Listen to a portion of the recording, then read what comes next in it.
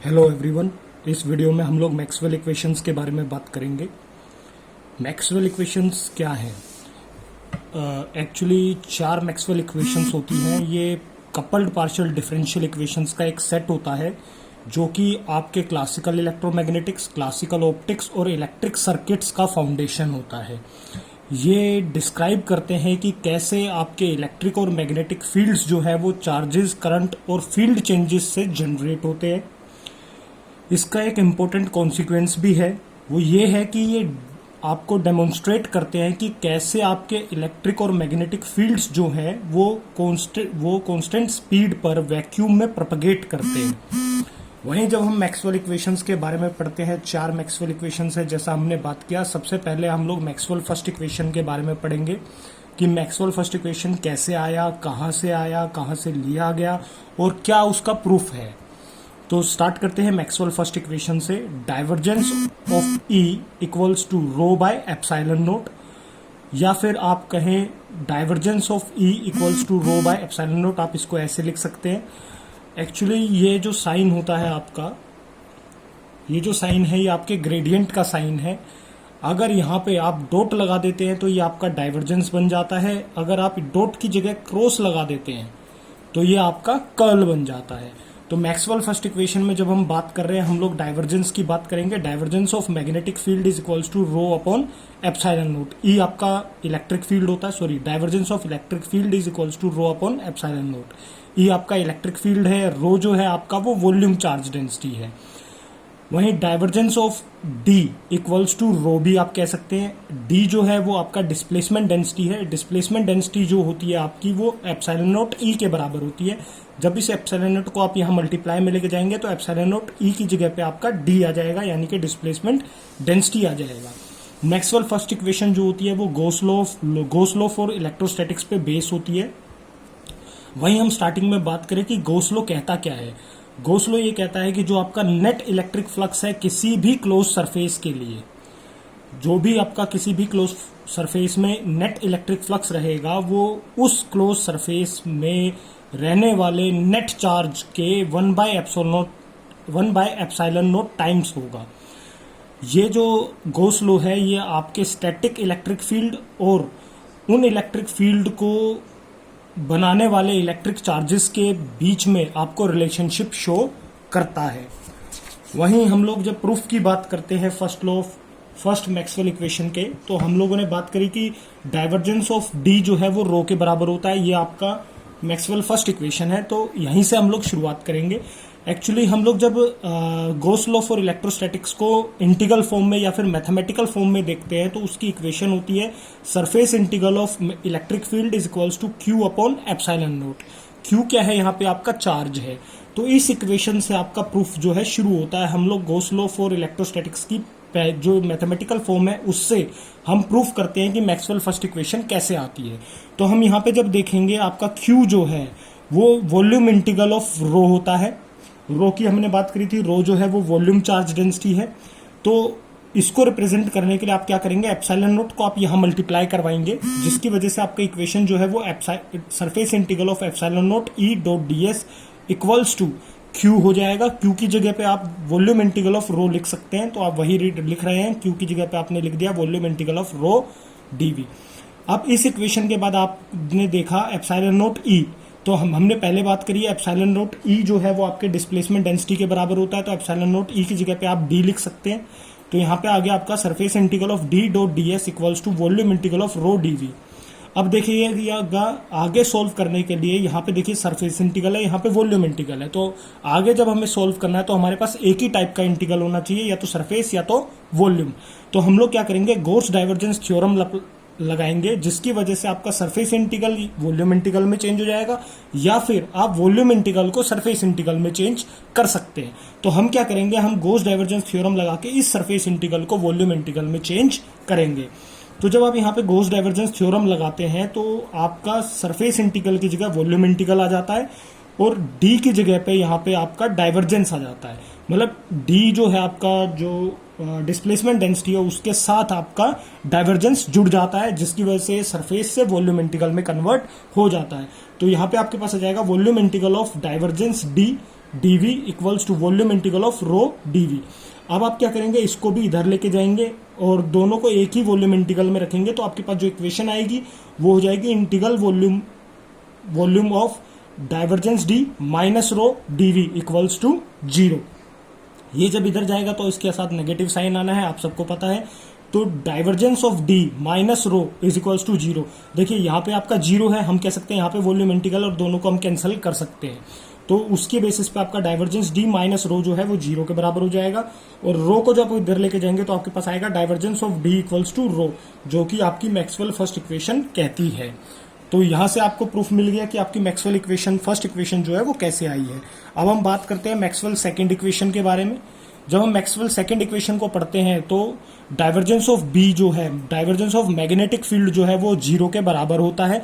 ये आपका Maxwell second equation कहता है। बी जो है वो आपका मैग्नेटिक फील्ड है। इसको आप जब ये जो है गोस लॉ फॉर मैग्नेटिक फील्ड या मैग्नेटोस्टैटिक्स पे बेस होता है। जो आपका मैक्सवेल सेकंड इक्वेशन है वो गोस लॉ फॉर मैग्नेटोस्टैटिक्स पे बेस होता है। यहाँ पे आप जब इसको मैथमेटिकल फॉर्म में रिप्रेजेंट करते हैं, जब आप इसको मैथमेटिकल फॉर्म में रिप्रेजेंट करते हैं तो ये कुछ इस तरीके से लिखा जाता है 5b, यानी कि मैग्नेटिक फ्लक्स जो है आपका वो surface integral of b dot ds के बराबर होता है, जिसको आप 0 भी कह सकते हैं। मतलब गोस लॉ फॉर मैग्नेटोस्टैटिक्स में आपका जो मैग्नेटिक फ्लक्स रहने वाला है किसी भी सरफेस पर वो 0 रहने वाला है। ऐसा होता क्यों है? गोस लॉ फॉर मैग्नेटोस्टैटिक्स कहता यह है कि यहाँ पे कोई भी मैग्नेटिक चार्ज जो है वो नहीं होते हैं, ना ही कोई मैग्नेटिक मोनोपोल होता है। एक्चुअली किसी भी मटेरियल में जब मैग्नेटिक फील्ड जनरेट होती है तो वो डायपोल की वजह से होती है। अगर हम बात करें नॉर्मली, मान लीजिए आपका कोई भी मटेरियल है या कोई भी मैग्नेट है, वो नॉर्थ, उसका एक पोल जो होता है नॉर्थ पोल होता है, एक साउथ पोल होता है। नॉर्थ पोल से आपका करंट फ्लो करता है, साउथ पोल में एंटर करता है। इस तरीके से आपकी जो चार्ज है वो फ्लो करता है। तो यहाँ पे अगर आप इन चार्जेस के बीच में कोई क्लोज सरफेस लगा देंगे और जब आप यहाँ पे वैल्यू देखेंगे जो करंट अंदर जा रहा है उतना ही करंट जो है आपका बाहर जाएगा। तो बीच में जो नेट फ्लक्स रहने वाला है, या फिर हम कहें नेट मैग्नेटिक फील्ड जो आपकी क्लोज सरफेस के अंदर रहने वाली है वो 0 रहेगी, वहां पे कुछ भी नहीं बचेगा। तो उसी के बेस पे ये कहता है कि मैग्नेटिक फील्ड का जो भी नेट फ्लो होता है किसी भी मटेरियल के अंदर या किसी भी क्लोज सरफेस में वो 0 होता है। तो यहाँ पे उसी के बेस पे जब हम इसको प्रूव करते हैं, मैक्सवेल सेकंड इक्वेशन को हम लोग प्रूव करेंगे, तो हम लोग surface integral of B dot ds equals to 0 आप अपनी इक्वेशन देखेंगे। यहां से आप लोग जो है इसे स्टार्ट करेंगे। तो यहाँ पे आप देखेंगे कि आपका जो B dot ds equals to 0 है, हमने बात करी कि b जो है वो मैग्नेटिक फ्लक्स अपॉन एरिया के बराबर होता है। तो आप इसको लिख सकते हैं magnetic flux equals to surface integral of B dot ds equals to 0। तो यहाँ पे जब आप गॉस डाइवर्जेंस थ्योरम अप्लाई करेंगे, तो हमने अभी बात करी थी गॉस डाइवर्जेंस थ्योरम जो होती है उसमें आप सरफेस इंटीग्रल को किस में कन्वर्ट कर सकते हैं? वॉल्यूम इंटीग्रल में कन्वर्ट कर सकते हैं। तो यहाँ पे आप इस इक्वेशन को वॉल्यूम इंटीग्रल में कन्वर्ट कर रहे हैं, सरफेस इंटीग्रल से इसको वॉल्यूम इंटीग्रल बनाएंगे। तो जब आपने गॉस डाइवर्जेंस थ्योरम लगाई तो सरफेस इंटीग्रल की जगह वॉल्यूम इंटीग्रल आ जाएगा और बी डॉट ds की जगह पे आपका डाइवर्जेंस ऑफ बी जो है वो आ जाएगा। तो volume integral of divergence of B dot dv equals to 0 आपके पास इक्वेशन बनेगी। वहीं यहाँ पे 0 है तो आपको पता है वॉल्यूम इंटीग्रल से वॉल्यूम इंटीग्रल कैंसिल हो सकता है, तो आपका डाइवर्जेंस ऑफ बी जो है वो 0 के बराबर आ जाएगा, जो कि आपका मैक्सवेल सेकेंड इक्वेशन कहता है। अब हम बात करते हैं मैक्सवेल थर्ड इक्वेशन की। मैक्सवेल थर्ड इक्वेशन कहता है कर्ल ऑफ ई। मैंने आपको बताया था ग्रेडियंट के साथ जब भी क्रॉस का साइन आएगा, मल्टीप्लाई का साइन आएगा, तो वो अपने आप में कर्ल कहलाएगा। तो curl of E, Maxwell third equation क्या कहती है? Curl of E equals to minus del B by del T. तो यहाँ पे जब आप बात करते हैं मैक्सवेल थर्ड इक्वेशन, वो फैराडे लॉ पर बेस होती है। फैराडे लॉ का जो कॉन्सेप्ट है वो इलेक्ट्रोमैग्नेटिक म्यूचुअल इंडक्शन पर बेस होता है, EMMI पर।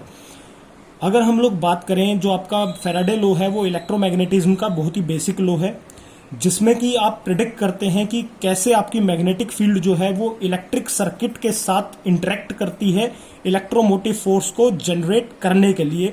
इस फिनोमेना को हम जो है इलेक्ट्रोमैग्नेटिक इंडक्शन भी कहते हैं। आपने ट्रांसफॉर्मर वगैरह में पढ़ा होगा इलेक्ट्रोमैग्नेटिक इंडक्शन के बारे में। वहीं जब हम लोग बात करते हैं फैराडे लॉ की, तो फैराडे लॉ क्या स्टेट करता है कि जो आपका इलेक्ट्रोमोटिव फोर्स होता है किसी भी क्लोज्ड पाथ में, वो उस पाथ में जो rate change of magnetic flux आएगा उसके नेगेटिव के इक्वल होता है। मतलब आपका जो इलेक्ट्रोमैग्नेटिक फोर्स रहेगा वो time rate change of magnetic flux के नेगेटिव के बराबर होगा। तो यहाँ पे ईएमएफ को जब हम मैथमेटिकल फॉर्म में मैक्सवेल थर्ड इक्वेशन को लिखते हैं तो वो लिखी जाती है EMF equals to line integral of E dot DL. तो हम लोग जब इन दोनों इक्वेशंस को, ईएमएफ की ये मैग्नेटिक फ्लक्स वाली इक्वेशन और ईएमएफ की ये लाइन इंटीग्रल वाली इक्वेशन, दोनों 1 और 2 इक्वेशंस को जब हम कंपेयर करते हैं तो हमारे पास इक्वेशन आती है line integral of E dot DL equals to minus D phi B by D T. अब आपको पता है जो आपका मैग्नेटिक फ्लक्स है वो मैग्नेटिक फील्ड इनटू एरिया के बराबर होता है। तो यहाँ पे आप इसकी जगह पे आप इसको सरफेस इंटीग्रल से भी रिप्रेजेंट कर सकते हैं जो कि बी डॉट डीएस आएगा। यहाँ पे हमने बात करी है कि हमें क्लोज्ड पाथ की बात कर रहे हैं। जब आप क्लोज्ड पाथ की बात कर रहे हैं, एरिया की बात कर रहे हैं, तो वहां पे क्या आएगा, वहां पे सरफेस आएगा। वहां पे आपके पास क्या आने वाला है, वहां पे आपके पास सरफेस आने वाला है। तो यहाँ पे आप सरफेस इंटीग्रल लेंगे तो आपके पास इक्वेशन क्या हो गई है, line integral of E dot DL equals to minus D by D T surface integral of B dot DS.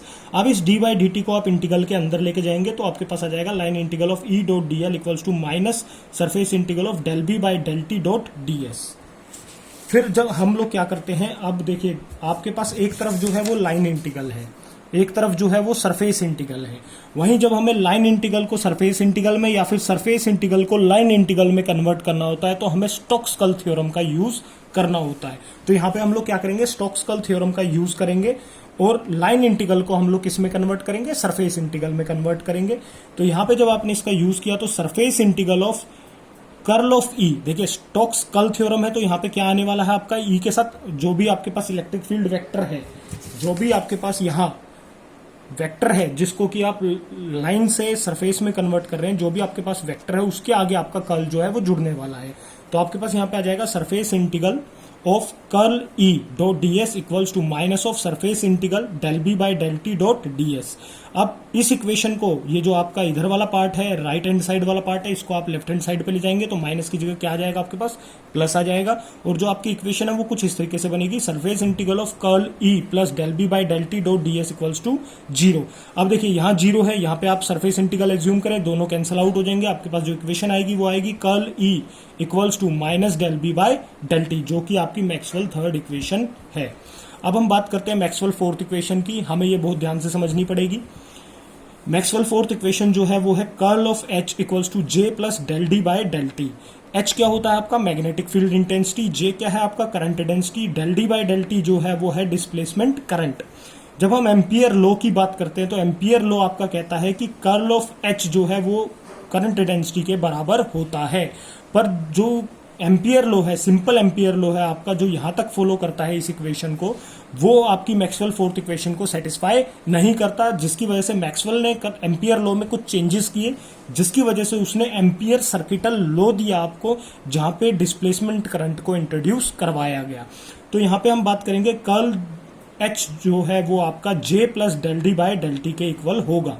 तो आपका एम्पियर सर्किटल लॉ आप कहता क्या है, जिसपे कि आपका मैक्सवेल फोर्थ इक्वेशन बेस है, ये कहता है, ये आपका इंटीग्रेटेड मैग्नेटिक फील्ड जो कि एक क्लोज पाथ लूप में आपको मिल रही है, उसको ये उसी लूप में फ्लो करने वाले इलेक्ट्रिक करंट से रिलेट करवाता है। यानी कि यहाँ पे ये आपके मैग्नेटिक फील्ड को ये डिटरमाइन करता है कि आपका मैग्नेटिक फील्ड जो है वो गिवन करंट के साथ कैसे एसोसिएटेड है, या फिर आपका जो करंट है वो आपके गिवन मैग्नेटिक फील्ड के साथ किस तरीके से एसोसिएटेड है। अगर हम लोग बात करें कि मैक्सवेल फोर्थ लॉ जो है या एम्पियर सर्किटल लॉ जो है वो क्या स्टेट करता है, तो मैग्नेटिक फील्ड डेंसिटी का जो लाइन इंटीग्रल होता है किसी भी क्लोज पाथ में, वो उस पाथ में फ्लो करने वाले करंट और मीडियम के परमेबिलिटी के प्रोडक्ट के बराबर होता है। Line integral of B dot D L is equals to product of mu naught and I. अब यहां से जब हम बात करते हैं, आपकी जो मैग्नेटिक फील्ड है वो म्यू नॉट एच के इक्वल होती है, तो यहां पे क्या होगा, ये म्यू नॉट जो है आप इसको बी अपॉन म्यू नॉट कर लीजिए, तो बी अपॉन म्यू नॉट जो है वो एच हो जाएगा। तो यहाँ पे आपके पास आ जाएगा line integral of H dot D L equals to I. I जो होता है आपका वो surface integral of J dot D S होता है। तो यहाँ पे आप आई की जगह पे surface integral of J dot D S लिख सकते हैं। अब देखिए एक लाइन इंटीग्रल है, एक सरफेस इंटीग्रल है, तो आपको फिर से स्टोक्स-कर्ल थ्योरम यूज करनी होगी ताकि आप इस लाइन इंटीग्रल को किस में कन्वर्ट कर सके, सरफेस इंटीग्रल में कन्वर्ट कर सके। तो जब आपने स्टोक्स-कर्ल थ्योरम अप्लाई किया तो surface integral of curl H dot D S जो है वो surface integral of J dot D S के इक्वल हो गया। अब आप क्या करेंगे, surface integral of J dot D S को उस साइड लेके जाएंगे तो आपके पास minus J dot D S equals to 0 आने वाला है। अब इसके बाद जब हम बात करते हैं आगे, तो आप क्या करने वाले हैं, आपका एक तरफ 0 था, एक तरफ सरफेस इंटीग्रल था, तो वो कैंसल आउट हो जाएगा, तो आपके पास curl H minus J equal to 0 आ जाएगा। तो आपका हो जाएगा curl H equals to J. अब ये इक्वेशन आपके पास आ गई है। अब क्या करेगा मैक्सवेल जो है वो इसकी वैलिडिटी को चेक करेंगे, किसके लिए, टाइम वेरिंग फील्ड के लिए। मैक्सवेल इसकी वैलिडिटी को चेक करेंगे टाइम वेरिंग फील्ड के लिए, और उसको चेक करने के लिए आपको किसको यूज करना है, कॉन्टिन्यूटी इक्वेशन को। आपकी कॉन्टिन्यूटी इक्वेशन क्या कहती है, कर्ल डाइवर्जेंस ऑफ जे जो होता है वो minus del rho by del T के बराबर होता है, वो वॉल्यूम चार्ज डेंसिटी के नेगेटिव रेट के बराबर होता है। तो हम क्या करेंगे, दोनों तरफ डाइवर्जेंस लेते हैं। जब आप इस इक्वेशन, पहली इक्वेशन जो है आपकी फर्स्ट इक्वेशन जो है उसके लिए आप क्या करेंगे, डाइवर्जेंस लेंगे। तो जब यहाँ पे आप डाइवर्जेंस लेंगे तो आपकी इक्वेशन कुछ इस तरीके से आएगी, divergence of curl H equals to divergence of J. तो वेक्टर आइडेंटिटी कहती है कि डाइवर्जेंस ऑफ कर्ल एच, यानी कि डाइवर्जेंस किसी कर्ल का अगर आप डाइवर्जेंस लेते हैं तो वो हमेशा किसके बराबर होता है, 0। तो इस यहाँ पे आपका क्या आ जाने वाला है, यहाँ पे आपका 0 आ जाएगा, जिसकी वजह से डाइवर्जेंस ऑफ जे जो है वो 0 आने वाला है। पर लेकिन आपने जब कॉन्टिन्यूटी इक्वेशन पढ़ा तो आपने कहा कि डाइवर्जेंस ऑफ जे जो है वो किसी ना किसी वैल्यू के बराबर होता है, पर यहाँ पे ये 0 आ गया। अगर ये 0 आ गया तो इसका मतलब ये कॉन्टिन्यूटी इक्वेशन को फॉलो नहीं कर रहा है। तो आपकी जो इक्वेशन 1 थी, divergence of H J equals to J, जो आपकी इक्वेशन आई थी, फर्स्ट इक्वेशन आई थी, वो वैलिड नहीं है। इसीलिए मैक्सवेल ने क्या किया, डिस्प्लेसमेंट करंट का कॉन्सेप्ट ऐड किया, जो मैंने आपको मैक्सवेल फोर्थ इक्वेशन के स्टार्टिंग में बताया था कि मैक्सवेल जो है वो एम्पियर लॉ को एम्पियर सर्किटल लॉ में चेंज कर रहा है, तो उसमें डिस्प्लेसमेंट करंट जो है वो ऐड कर रहा है। तो वो किस लिए हुआ था, वो इसी वजह से हुआ था कि जब उसने अपने रिजल्ट चेक किए थे तो वो वैलिड नहीं आए थे, तो उसने डिस्प्लेसमेंट करंट का एक कॉन्सेप्ट ऐड किया था एम्पियर लॉ में, जिसकी वजह से उसका रिजल्ट जो है वो वैलिड हुआ था। अगर उसने डिस्प्लेसमेंट करंट जो है वो ऐड किया तो उसकी वजह से आपकी जो फर्स्ट इक्वेशन है वो कुछ इस तरीके से हो गई, curl of H is equals to J plus JD. यहाँ पे जेडी क्या है, आपका डिस्प्लेसमेंट करंट, जो कि मैक्सवेल यहाँ पे ऐड कर रहा है। अब वो क्या करेगा, इस सेकंड इक्वेशन की वैलिडिटी को चेक करेगा, तो फिर से वो डाइवर्जेंस लेगा दोनों तरफ, तो आपके पास आ जाएगा divergence of curl H equals to divergence of J plus divergence of JD. तो आपको पता है डाइवर्जेंस ऑफ कर्ल जो होता है वो 0 के बराबर होता है, तो 0 equals to divergence of J plus divergence of JD. तो यहां से आपके पास आ जाएगा divergence of J equals to minus of divergence of JD. तो यहाँ पे देखिए आपका डाइवर्जेंस जे है, उसकी कुछ वैल्यू आ रही है, वो 0 के बराबर नहीं है। इसका मतलब ये क्वांटिटी इक्वेशन यहाँ पे जो है वो वैलिड है। अगर कॉन्टिन्यूटी इक्वेशन वैलिड है तो हम ये कह सकते हैं कि आपका जो कॉन्टिन्यूटी इक्वेशन था, आपका कॉन्टिन्यूटी इक्वेशन कह रहा था कि जो डाइवर्जेंस ऑफ एच जे होता है वो आपका minus del rho by del T के बराबर होता है, यही आपके कॉन्टिन्यूटी इक्वेशन ने कहा था। तो यहाँ पे आपका जो वैल्यू आने वाला है, डाइवर्जेंस ऑफ जे की जगह पे minus del rho by del T आप पुट कर देंगे, तो minus del rho by del T जो है वो माइनस डाइवर्जेंस ऑफ जेडी के बराबर हो जाएगा। अब इस वैल्यू को आप इस वैल्यू में आप लोग क्या करेंगे, माइनस साइन कैंसिल आउट हो जाएगा, तो आपके पास आ जाएगा divergence of JD equals to del rho by del T. आपको पता है आपका रो जो होता है वो डाइवर्जेंस ऑफ डी के बराबर होता है, मैक्सवेल फर्स्ट इक्वेशन। तो आप यहाँ पे रो की जगह पे डाइवर्जेंस ऑफ डी पुट करेंगे, तो आपके पास इक्वेशन आ जाएगी divergence of JD equals to divergence of del D by del T. आप डेल अंदर ले जाइए। अब यहां से दोनों डाइवर्जेंस आपके कैंसिल हो जाएंगे, तो आपका डिस्प्लेसमेंट करंट डेंसिटी जो है वो del D by del T के बराबर हो जाएगा। इसको आप क्या करेंगे, इसको आप अपनी सेकंड इक्वेशन में, मतलब यहां पे पुट करेंगे, divergence of curl of H equals to J plus J D में आप लोग जेडी की वैल्यू, करंट डेंसिटी की वैल्यू पुट करेंगे यहां से। तो यहाँ पे del D by del T जो है वो यहाँ पुट हो जाएगा, तो आपके पास आ जाएगा curl of H equals to J plus del D by del T, जो कि आपकी मैक्सवेल फोर्थ इक्वेशन है। इसके साथ हमने चारों मैक्सवेल इक्वेशंस प्रूव कर ली। नेक्स्ट वीडियो में हम लोग पॉइंटिंग थ्योरम और बाकी कॉन्सेप्ट्स के बारे में डिस्कस करेंगे। Thank you.